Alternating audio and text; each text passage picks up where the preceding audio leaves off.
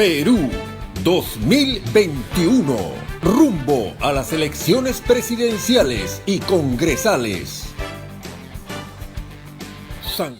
Bien, y tal como lo habíamos anunciado, ya estamos en directo con el candidato a la presidencia de la República, Ollanta Humala Tazo, va por el Partido Nacionalista Peruano, y ya lo tenemos en pantalla, producción.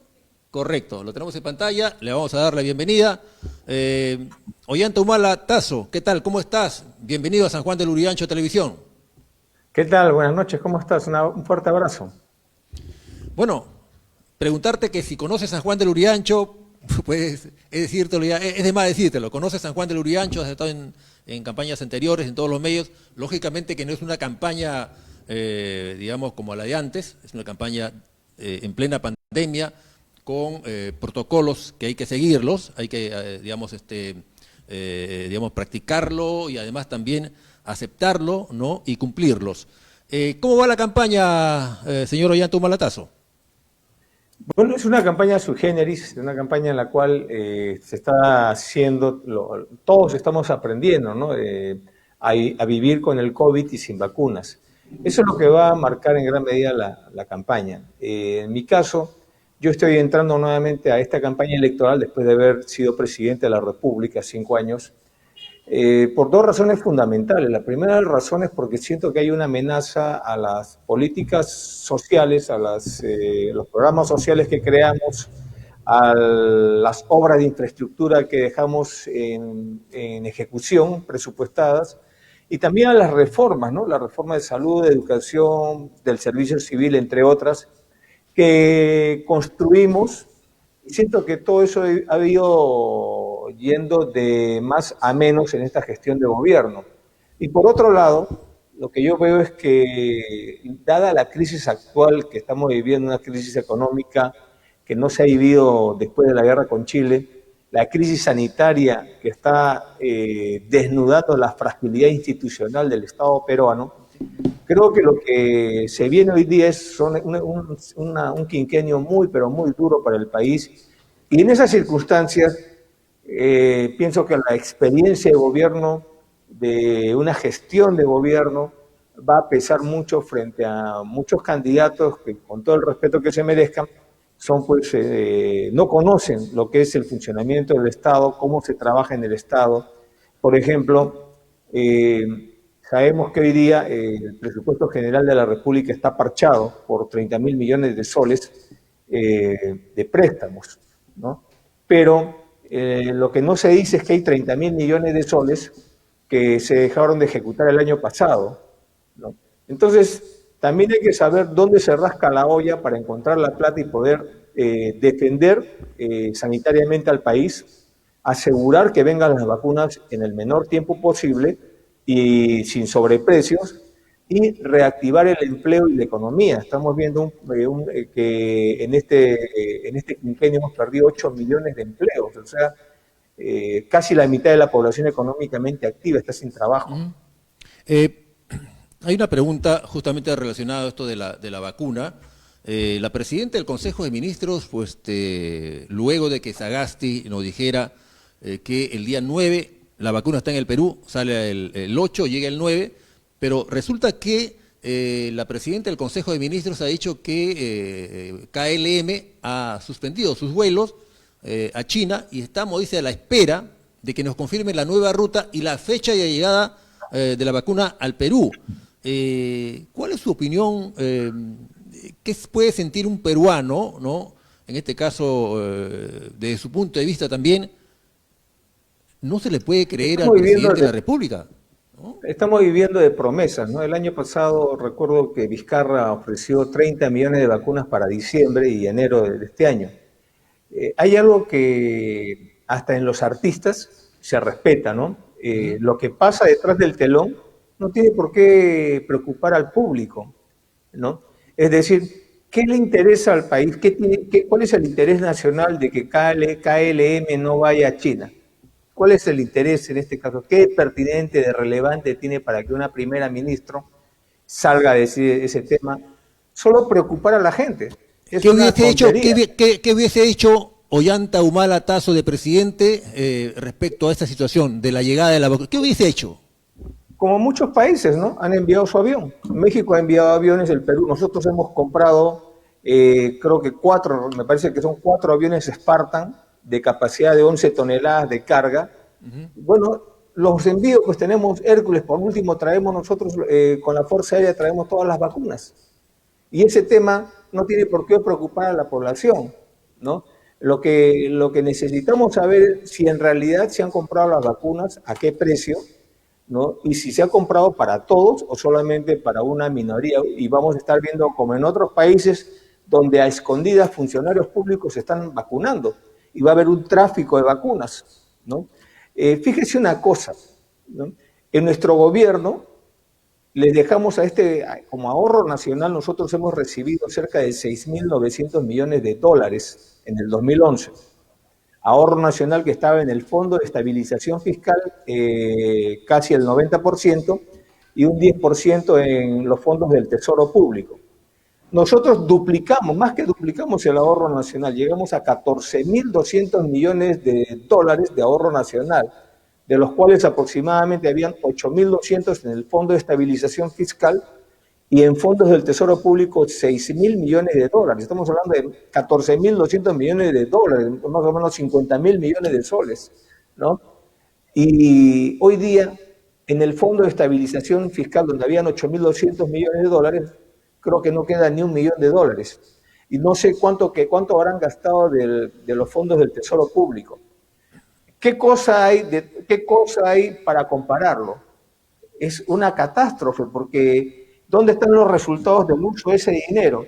Bueno, el Perú no tiene vacunas. Hasta hoy día en Chile se están vacunando, en Argentina se están vacunando, en Ecuador se están vacunando, en Colombia se están vacunando, en Brasil se están vacunando. Nosotros no tenemos vacunas, ¿no?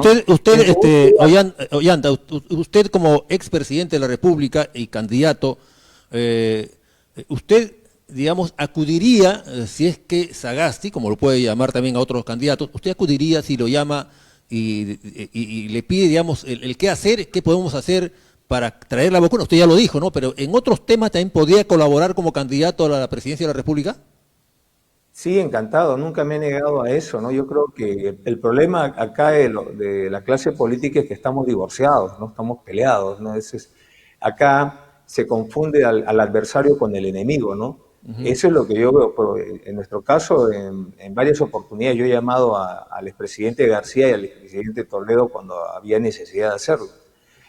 Pero yendo al caso concreto acá, el Perú ha invertido o ha gastado el ahorro nacional y lideramos también la mayor cantidad de muertos por cada 100.000 habitantes. En cuanto al personal médico, también a nivel latinoamericano estamos entre los primeros países con mayor personal médico fallecidos en la lucha contra el COVID, ¿no? Estamos en un proceso de crecimiento o recesión económica. La recaudación tributaria se ha caído en un 30-40%. Y lo peor de todo es que la película la hemos visto de la primera ola como de la segunda, la hemos visto con anticipación. Acuérdense que cuando vino el COVID, la hemos visto como con 3 semanas de anticipación. Primero estuvo en el Asia, después se pasó a Europa, donde veíamos cómo en Italia la gente moría por falta de oxígeno. Y acá no se tomó ninguna previsión sobre el oxígeno. Hoy día lo que estamos viviendo es acaparamiento, especulación del precio del balón de oxígeno y amenazas a las empresas que recargan oxígeno. Presidente, se hizo mal, hablando justamente de esta pandemia, se hizo mal de que el gobierno, digamos, destinara dinero a los gobiernos locales y luego con esto de las canastas, que no llegó a la gente, el tema de los bonos, todo se hizo mal. Digamos, ¿qué pasó ahí de su punto de vista? Nosotros ¿Por qué? dijimos, yo creo que el gobierno no supo qué hacer y comenzó a hacer como estos niños que le dan a la piñata con los ojos vendados a ver si le liga uno, ¿no? El hecho de dar la plata a los gobiernos municipales para que fabriquen canastas, en realidad era una invitación a la corrupción. Eso jamás se ha debido haber hecho, ¿no? Se han subutilizado los instrumentos del Estado. Por ejemplo, a las Fuerzas Armadas la han constreñido simplemente acompañantes de la policía para el toque de queda. Miren, el tema del oxígeno es bien sencillo, ¿no? Había que modificar la norma mafiosa que dio García para beneficiar a algunas empresas productoras de oxígeno. El oxígeno de consumo humano lo subieron el nivel de pureza para tumbarse a las empresas chiquitas. Había que revertir esa norma y sancionar al ministro que firmó esa resolución o esa norma, pero más allá de eso, era ordenar que las Fuerzas Armadas, con su infraestructura, fabricaran plantas de oxígeno, produjeran oxígeno, que el CIMA Perú hiciera los balones de oxígeno y con todos los medios de transporte llevar el oxígeno al primer nivel de la atención de salud primaria, que son las postas médicas y los centros médicos, que es donde se ha debido dar la batalla contra el COVID, y no abandonar el primer nivel de la atención pública y replegarse a los hospitales. Al haber hecho eso, han comprometido la salud no solamente de los que han fallecido por COVID, sino de los que tenían tratamientos oncológicos, renales, hemodiálisis, operaciones previstas y que no han podido ingresar al hospital porque los hospitales estaban saturados por COVID y muchas de estas personas han fallecido, ¿no? Hoy día tenemos el colapso del sistema sanitario, por eso que estamos en cuarentena, porque o no hay camas UCI o no hay médicos.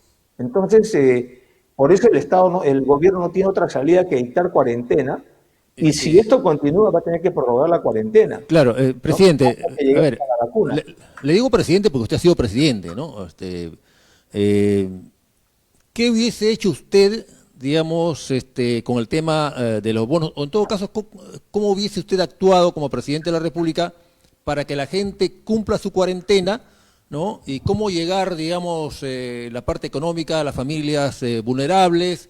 ¿Qué acciones pudo haber tomado usted si hubiese sido usted presidente de la República? Mire, yo creo que más útil para la gente, porque a veces, como dicen, es fácil criticar sobre una derrota, ¿no? Siempre dirán, hay generales después de la derrota, ¿no? Pero yo opinaría qué podemos hacer de acá para adelante. Y de acá para adelante, lo que podemos hacer es utilizar todas las herramientas que tiene el Estado. El Estado, si ha llegado a una situación de cuarentena y toques de queda a nivel nacional, en realidad está declarando estado de desastre el país, ¿no? Lo que pasa es que no quieren llamar las cosas por su nombre, dicen aislamiento social, toque de queda, caramba, eso es toque de queda, si no la gente no entiende, ¿no? Pero un toque de queda, presidente, pero un toque de queda, siempre y cuando le dice, señor, o a la familia, acá tiene usted 900 soles y no me va a salir durante 15 días, pero falta, por ejemplo, el reempadronamiento para las personas que realmente lo necesitan y lo reciben, pero ha recibido gente que realmente no lo necesita. Entonces, esto de en otros países primero se dice, acá está la plata y cumple usted los 15. Acá no, acá después del día 15 recién van a dar los bonos. Es un abuso prácticamente de la familia, entiendo, ¿no? Entiendo. Así es, estoy totalmente de acuerdo con usted, simplemente trataba de decir de aquí para adelante qué hay que hacer, ¿no? Yo creo que lo que tiene que hacer el Estado es declarar lo que estamos viviendo, una catástrofe, y hacer un llamamiento a través de la ley de movilización que tiene la Secretaría de Defensa Nacional. Por eso le digo, el gobierno no conoce el Estado, no sabe todas las herramientas que puede usar, como que el gobierno ha llegado a un taller de carpintería y no sabe dónde está el serrucho, no sabe que hay una sierra eléctrica, no sabe que hay un torno, no sabe lo que tiene. Además Sagasti ha dicho, fue bien claro, ¿no? Voy a poner en piloto automático y nada más, ¿no? Para eso entonces, lo hemos sacado al presidente de la República por culpa de los congresistas, o sea, para eso, para empeorar más, digamos, la crisis en el país. La verdad que algo tiene que corregirse, ¿no? Y para esto justamente están los candidatos a la presidencia de la República, para decirle al elector, ¿no? Esto voy a hacer y de esta manera voy a cumplir, digamos, en un eventual gobierno. Claro, entonces lo que tiene que hacer es un llamamiento a nivel nacional para movilizar los recursos materiales y los recursos humanos. En recursos humanos nosotros creamos un padrón, un sistema de movilización nacional que está en el Ministerio de la Mujer y Poblaciones Vulnerables, que debe aplicarlo, debe utilizarlo. Los recursos materiales, creamos el Comando de Emergencia, el COEN, que se aplicó en el fenómeno del niño costero, y que Kuczynski, Pedro Pablo Kuczynski tuvo que aprender de nosotros, llamó a exministros nuestros para aprender cómo funcionaba esto. Tercero, debe disponer la movilización total, no parcial, de las Fuerzas Armadas, ¿no? Y no aceptar, ¿no?, ninguna majadería de las Fuerzas Armadas, ¿no? En el buen sentido lo digo, porque muchas veces los militares quieren cuidar todo su material y no quieren ponerlo, por motivos administrativos, no quieren exponerlo. Todo tiene que entrar a jugarse acá. Acá todos nos jugamos el partido, ¿no? Y eso para movilizar, ¿no?, la producción de oxígenos y con la policía quebrar todas las mafias que hay sobre la producción del oxígeno. Bien. En el tema económico, sí. tenemos que crear el Bono Perú, que lo hemos ofrecido nosotros, que es un subsidio o una ayuda de 800 soles mensuales durante un año a las poblaciones vulnerables, ¿no? No es para pasar solamente la cuarentena, sino es para reconstruir su economía, ¿no? Para esto tiene que utilizar el SISFO, el Sistema de Focalización de Hogares, que lo tiene ahorita el MIDIS. El MIDIS es el Ministerio de los Pobres, el Ministerio de Desarrollo e Inclusión Social, que lo creamos nosotros, actualizamos el padrón, y a través de ese padrón funciona mucho la mayoría de programas sociales. Por ejemplo, Pensión 65 está coberturado a través del Banco de la Nación. O sea, hemos construido el catéter, el conducto que entra a la vena del pueblo. Están construidos los caminos, lo que pasa es que no lo están utilizando, ¿no? Entonces tienen las rutas para llegar a la gente más pobre del país porque están empadronados. Acuérdese que hace un par de años ha habido un censo nacional también y no está empleando al Instituto Nacional de Estadísticas, al INEI, ¿no? Tiene todas las herramientas, pero no está jugando el partido con todas las herramientas. Debe ya volarse, desaparecer el comando COVID y el comando vacuna, que simplemente son entes que hacen paralelismo al MINSA, pero ninguno de estos dos entes, que son personas en realidad, pueden firmar una norma porque no son funcionarios públicos, ¿no? Más bien pudiera ser más bien que ellos podrían ser como asesores, ¿no?, y que figuren en la planilla del Estado, porque bien fácil es, ¿no?, entrar al partido y no asumir ninguna responsabilidad del desastre que está pasando, ¿no? Y después se van a salir y van a patear al Estado, ¿no? Entonces tenemos nosotros, además de esto, activar los programas temporal que creamos nosotros, que son Jóvenes a la Obra y Trabaja Perú, y las bolsas laborales que hemos creado en cada región del país. ¿Para qué? Con estos programas se puede dar trabajo inmediato a más de 1 millón de personas a través de la construcción de muros de contención, pistas y veredas, caminos, etcétera. Eso lo hemos hecho nosotros y era focalizado, orientado a las mujeres vulnerables, a las mujeres jefas de familia, ¿no? Además de esto, el Estado debe mapear cómo está la situación de las obras de infraestructura que se han quedado paralizadas, ¿no? Porque tiene que haber un corte financiero y ser retomadas para que el Estado nuevamente genere la demanda pública y eso mueva la rueda de la economía a través del empleo y el consumo. Esas son algunas de las medidas que podría darles, pero tenemos toda una estrategia para enfrentar esto. Para darle un tema más, el tema de las vacunas. Ajá. En nuestro gobierno, nosotros establecimos con China y con Rusia relaciones estratégicas, asociaciones superiores, ¿no?, de integración. Asociación estratégica integral con China y una asociación estratégica con Rusia, que justamente son los grandes productores de vacunas. China es el principal inversionista en el Perú. En nuestra época ya superaba las inversiones norteamericanas. Entonces, hay razones suficientes, instrumentos potentes para solicitar a China, ¿no?, que envíe de la manera más rápida sus vacunas al Perú y sin sobreprecio. Somos un socio que tiene esta categoría que solo la tienen en Latinoamérica, Brasil, México y el Perú. Eso nos ha costado esfuerzo en política exterior y este gobierno no lo sabe, no lo está empleando. Entonces son muchas cosas que se pueden hacer hoy día de carácter inmediato para aliviar el problema sanitario y para aliviar la angustia económica que están viviendo millones de peruanos y peruanas. Bien, estamos conversando con el candidato a la presidencia de la República por el Partido Nacionalista Peruano, Ollanta Humala Tasso, y la pregunta, usted ha sido presidente de la República y ¿qué promesas cumplió, ¿no?, cuando usted fue presidente de la República? Bueno, Si usted mira el resumen ejecutivo que hicimos en la segunda vuelta, o lo que se llamó la hoja de ruta, con la hoja de ruta en la mano hemos cumplido el 98-99%. Lo que nos faltó fue crear el Ministerio de la Ciencia y la Tecnología, que ahora sí lo podemos hacer porque cuando llegamos a gobierno encontramos que no había la masa crítica, o sea, la red de científicos, el recurso humano para crear un ministerio de esta importancia, pero ahora sí la hay, porque invertimos en ciencia y tecnología, ¿no? Más que duplicamos, hemos aumentado el presupuesto en ciencia y tecnología por lo menos entre 7 a 10 veces, ¿no? Hemos creado el Instituto Nacional de Calidad, el Instituto Nacional de Glaciología, el Instituto de Metrología, etcétera, para los centros de innovación tecnológicos, etcétera. O sea, ahora sí se puede construir un ministerio. Uno de los problemas que tuvimos fue el abaratamiento del gas, el gas doméstico, porque en el camino encontramos problemas, dificultades que no nos permitieron llevar al 100% el gas doméstico. A ver, de los 32 millones de peruanos, más o menos estamos hablando de familias de más o menos entre 10 a 12 familias de promedio de 4 personas por familia, papá, mamá y 2 hijos. Bueno, creamos el Fondo de Inclusión Social Energético, el FISE, que es un subsidio de 16 soles por balón de gas.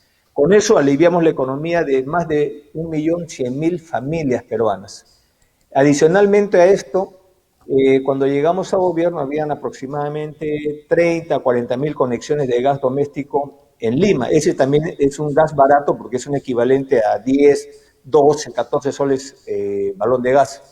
Bueno, de estas 30 a 40.000 familias pasamos a casi 500.000, 450.000 familias aproximadamente, con conexiones de gas doméstico en Lima y en Ica, para lo cual construimos el primer gasoducto de esta naturaleza, ¿no? Además de esto, ¿no?, creamos el programa Cocina Perú, donde entregamos cocina a gas y balón de gas a más de 4 millones de familias, ¿no? Además de esto, nacionalizamos el lote 88 de Camisea, de la zona Camisea, para el consumo nacional, porque ese gas se iba a la exportación. Y creamos el proyecto Gasoducto Surperuano, que avanzó hasta un 30%, dando empleo a más de 7.000 peruanos, y que tenía la finalidad de masificar el consumo de gas a nivel nacional, empezando por el sur del país, y homogenizar el precio del gas para que no tengamos diferentes precios por regiones. Donde nos faltó avanzar más, o sea, si sumamos todo eso, por lo menos a unas 3 a 4 millones de familias peruanas les hemos dado gas barato, pero no hemos terminado la tarea porque en 5 años era muy difícil, sobre todo porque teníamos el problema de la distribución del gas. ¿Qué es lo que pasa acá? Que en la época de Fujimori privatizaron Solgas, que era la empresa pública de distribución de gas, y se crearon un sinnúmero de empresas privadas de distribución de gas y que hoy día, con el libre mercado, cobran lo que les viene en gana el balón de gas, afectando la economía familiar. Por eso es que nosotros, en este segundo gobierno, vamos a establecer el rol social del Estado en algunas áreas donde dependa la vida humana, por ejemplo, temas de salud, y donde haya una situación de desastre natural, como es la que estamos viviendo ahora en la pandemia. De tal manera que el Estado peruano, en nuestro gobierno, va a entrar a la distribución del gas. Vamos a crear Perú Gas para luchar por bajar el precio del gas a un nivel accesible a las familias peruanas.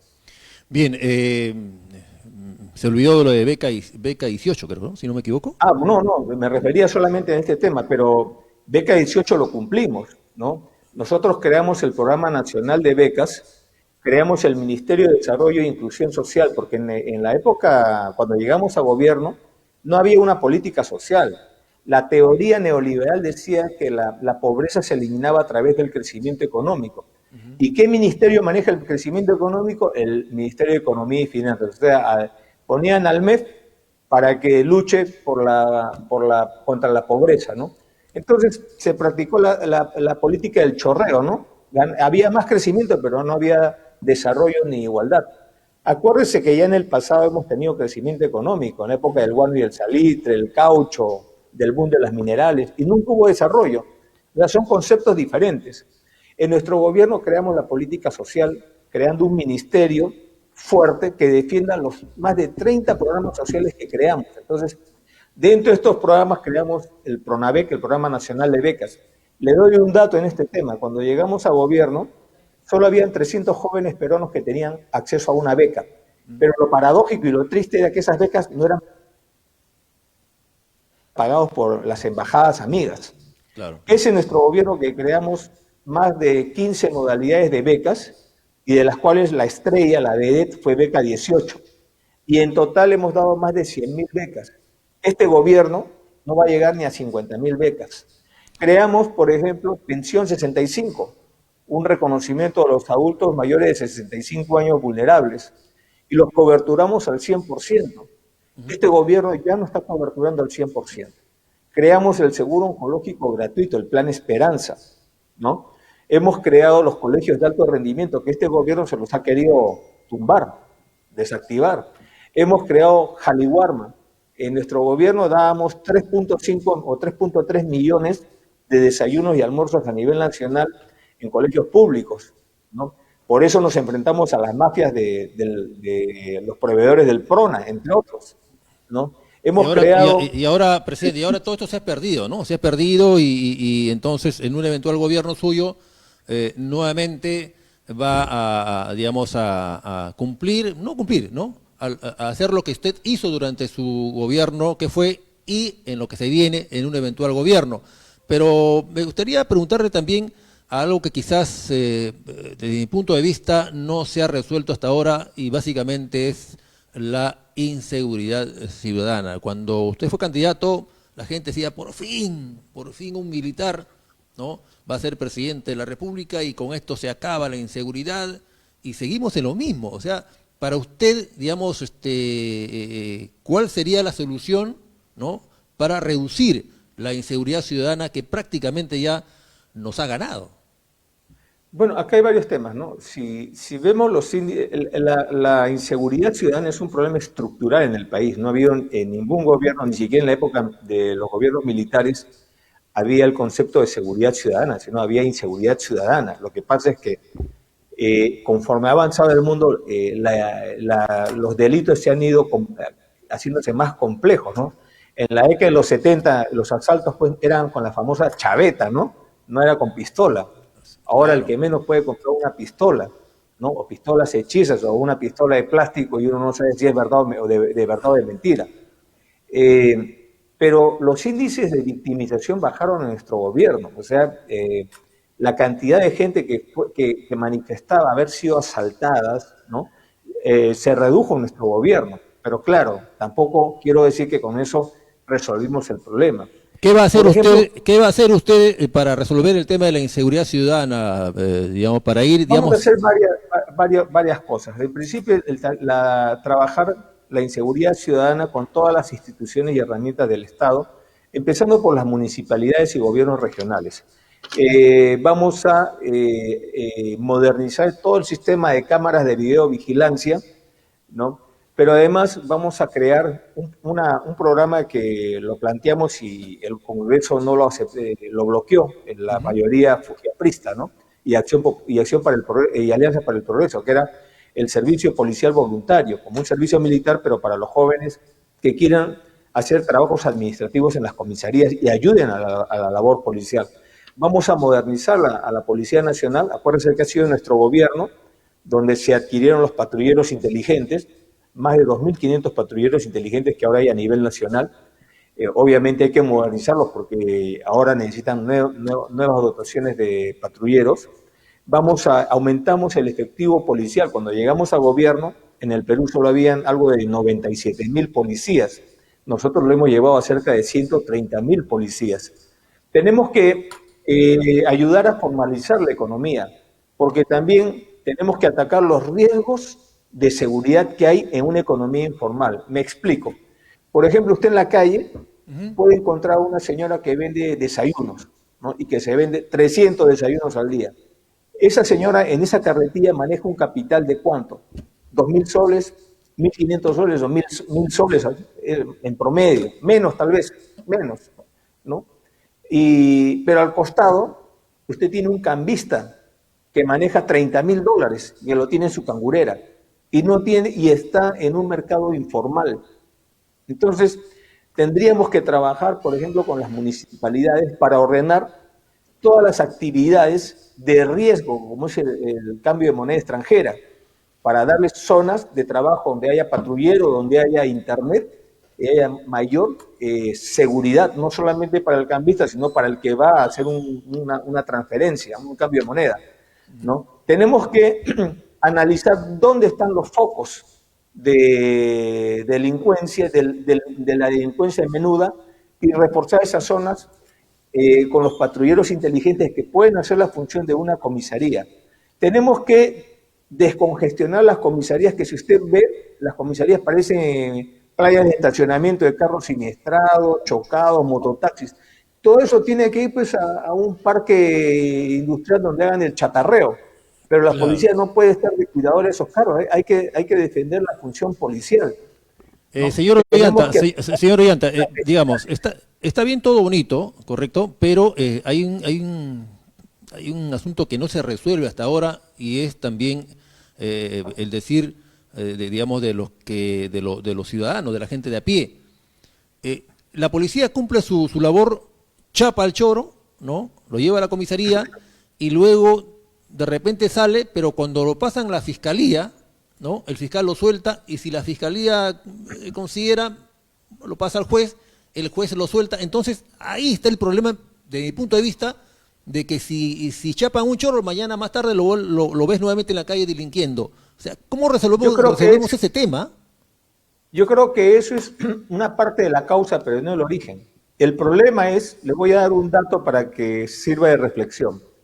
Anualmente están saliendo, o por lo menos en mi época en el gobierno, aproximadamente salían 400.000 jóvenes del colegio, de secundaria, terminaban la secundaria, ¿no? Y de esos 400.000 jóvenes, solamente el 30% accedía, ingresaba a un instituto superior tecnológico o a una universidad. Estamos hablando de aproximadamente 120.000 jóvenes. Entonces, el 70% de esos 400.000, ¿usted se ha preguntado qué cosa es lo que hace? Y cada año es lo mismo, es la misma cifra. Solamente el 30% continúa estudios y el 70%, ¿no? Está en la calle. Entonces, ese es el problema. No es tanto lo que estamos viendo del chorro que es capturado y a las 24 horas, o 48, 72 horas lo sueltan. Esa es la causa de este problema.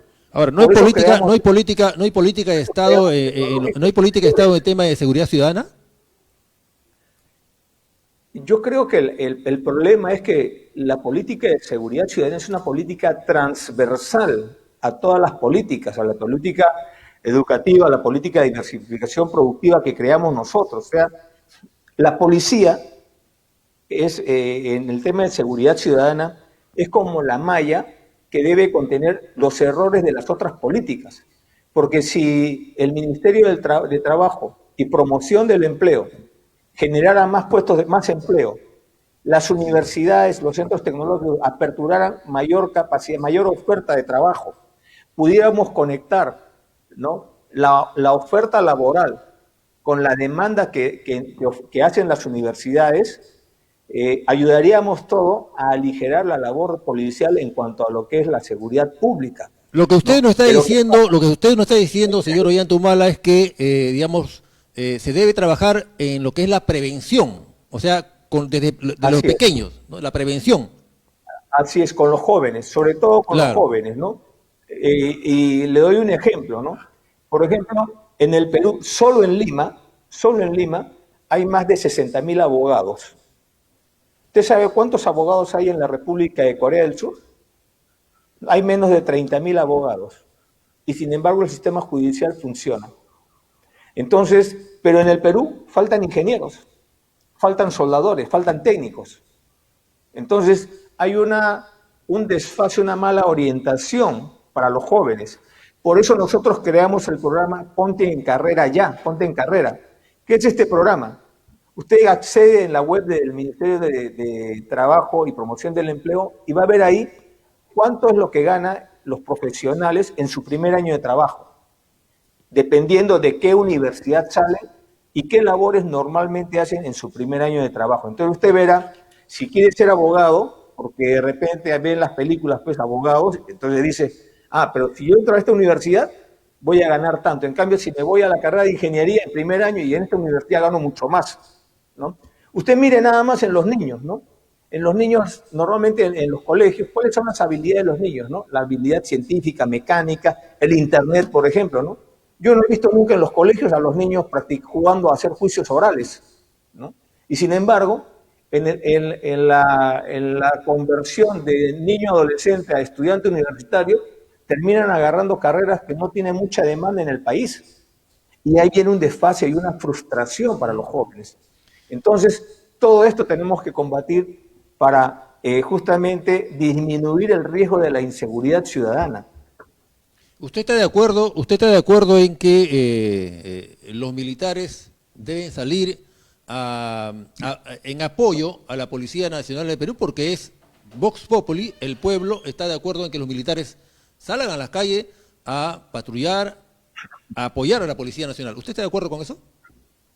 Bueno, en principio no debiera ser así porque la Fuerza Armada no está preparada para combatir la inseguridad ciudadana. Un militar, por ejemplo, combatiendo el narcotráfico, un alférez de artillería o de infantería, no va a distinguir un saco de harina de un saco de pasta básica de cocaína.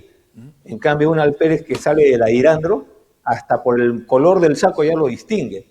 Pero hay casos excepcionales en que lo hemos hecho, no solamente si estoy de acuerdo o no estoy de acuerdo, sino lo he hecho.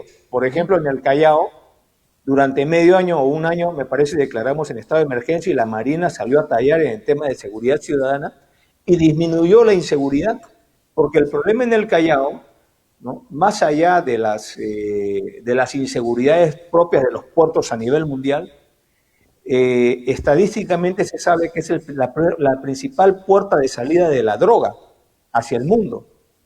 Entonces, por eso que en una zona tan chiquita se crean una serie de mafias poderosísimas, ¿no?, que en muchos casos han copado al propio gobierno regional.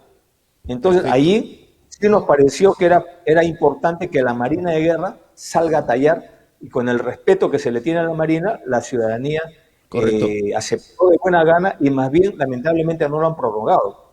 Hay que entender que a nivel nacional, cuando la policía es rebasada en el mantenimiento del orden público o el orden interno, se declara un estado de emergencia donde la Fuerza Armada entra a tallar, pero el comando y el control del orden interno lo mantiene la policía. Si la cosa es más grave, el comando y control del orden interno debe pasar a la Fuerza Armada. Correcto, ¿no? ya debería pasar porque prácticamente debería salir las Fuerzas Armadas. En todo caso, podría darse, ya se ha dado, como usted lo dice, en su gobierno, pero podría darse cuando ya el asunto, pues, digamos, ya ha rebasado la inseguridad ciudadana. Presidente, me dicen que usted tiene una actividad, digamos, está contra el tiempo, pero me gustaría conversar en una próxima oportunidad con usted, porque hay varios temas que tocar y solamente preguntas cortitas. Respecto al aborto, ¿usted está de acuerdo con el aborto?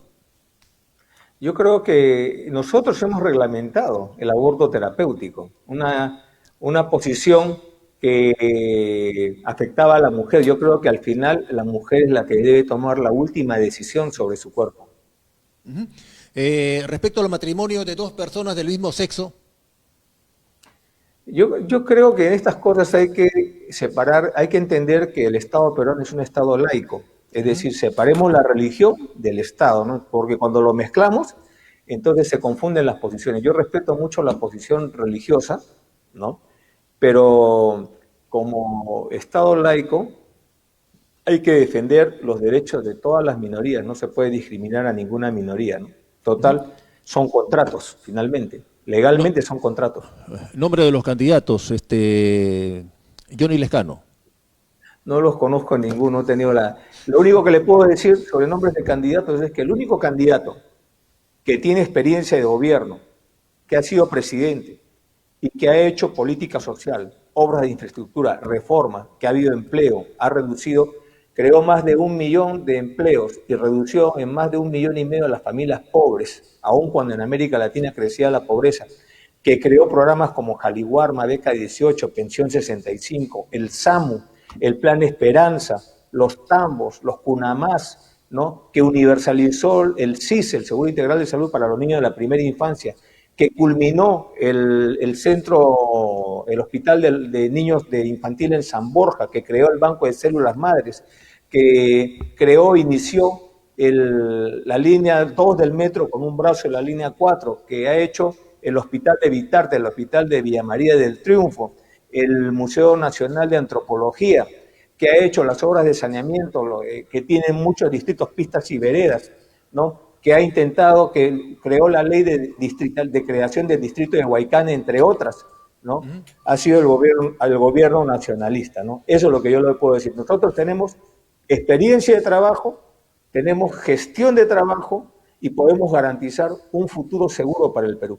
Aunque Keiko dijo que esos candidatos solamente tienen propuestas populistas. Pero en fin, usted no quiere hablar de los otros candidatos, pero concluyo con esta pregunta. ¿Que se postergue o se adelante las elecciones? Yo creo que no hay que especular mucho en ese tema. Yo haría una reflexión, ¿no? ¿Qué podemos esperar de este gobierno hasta el 28 de julio? Yo creo que nada, porque estamos en una situación en que si el presidente Sagasti dice que se haga un puente, el MTC no le va a hacer caso. Y si el ministro le sigue la corriente y le dice que lo va a hacer, Provías Nacional o el programa Propuentes que creamos también nosotros, no lo va a hacer porque nadie va a firmar nada ya estando a meses de salida, ¿no? Entonces el problema, más allá de adelantos o aplazamientos de elecciones, que no tienen nada que ver ahorita, es el tema de qué nos espera hasta el 28 de julio.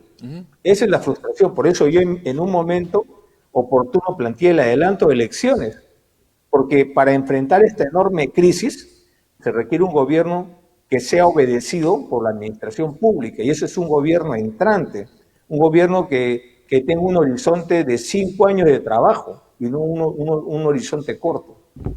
Muy bien, ¿acepta usted una próxima entrevista? Porque ha invitado a otros candidatos de la presidencia, pero no quieren venir. Pues, si usted acepta, con usted conversaré en este proceso electoral. Claro que sí. Bien, y claro que sí. Sí, 30 segundos, algo que quisiera decir a los electores, señor Ollanta. Básicamente eso, ¿no? Que creo que más allá de prejuicios, sobre todo en Lima, donde el que habla, mi familia, mi partido, nuestro partido, ha sido vilipendiado, linchado mediáticamente, nos han dicho desde la A hasta la Z, samba canuta. Comparen quién ha hecho más por los pobres, ¿no? Más allá de enfrentamientos entre izquierdas y derechas, comparen quién ha hecho más por los de abajo, ¿no? Que siempre ha sido nuestra preocupación nacionalista, ¿no? Y en un gobierno nacionalista no nos vamos a casar con la corrupción. Todas esas empresas, empezando por las brasileñas corruptas, las empresas que han estado metidas en el club de la construcción, no se les va a dar como ahora les quieren dar borrón y cuenta nueva. No va a haber ni borrón ni cuenta nueva. Va a haber sanción ejemplar y se les va a expulsar del país. Nosotros vamos a trabajar, como lo hemos hecho, vamos a profundizar la política social, los programas sociales, vamos a crear nuevos programas sociales, particularmente enfocados a la mujer. Por ejemplo, estamos planteando una ayuda mensual para las mujeres en todo el equipamiento que requiere una mujer desde que es adolescente y que el hombre no necesita, ¿no?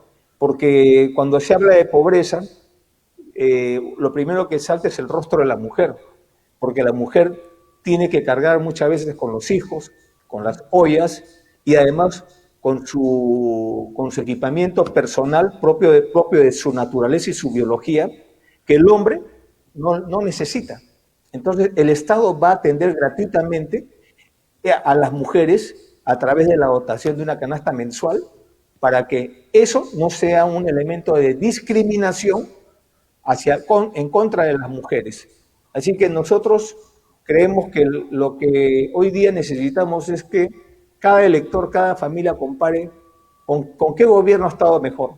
Y si hoy día, ante esta situación que estamos viviendo, debemos ir a un salto al vacío con partidos vientres de alquiler o candidatos improvisados donde se junta el hambre y la necesidad, o vamos con un partido, ¿no?, que ya ha sido gobierno y con un expresidente que conoce dónde hay que rascar la olla, dónde hay que raspar la olla para sacar la plata y para reactivar el empleo, la economía, formalizar a los informales, ayudarlos, ¿no? Y luchar contra esta pandemia y traer la vacuna al término de la distancia. Muy bien, estuvo con nosotros el candidato a la presidencia de la República por el Partido Nacionalista Peruano, Ollanta Humala Tazo. Como ha dicho, que no hay problema para una próxima entrevista porque ha quedado muchas preguntas que hacerle, señor Ollanta. De manera que agradecemos esta deferencia y gracias nuevamente con San Juan de Lurigancho Televisión. Muy amable. A ustedes, un fuerte abrazo a todos ustedes. Muchas gracias. Bien, amigo, entonces de esta manera hemos cumplido con esta entrevista con el candidato a la presidencia, Ollanta Humala Tazo, por el Partido Nacionalista Peruano. Hemos invitado a George Forsyth, no responde. Hemos invitado a Keiko Fujimori, peor todavía. Pero en fin, si invitamos a los presidentes de la República como un medio de la que somos humilde, un medio de comunicación que sirve de puente para que la gente pues escuche a los candidatos, y al finalmente somos nosotros los electores quienes vamos a decidir quién va a ser el presidente o presidenta de la República. Amigos, gracias por esta deferencia, gracias por compartir, gracias por estar con nosotros y los invitamos mañana a las 7:30 de la noche, como siempre, en Resumen de Noticias. Gracias, permiso. Incremente sus ventas, consiga más clientes.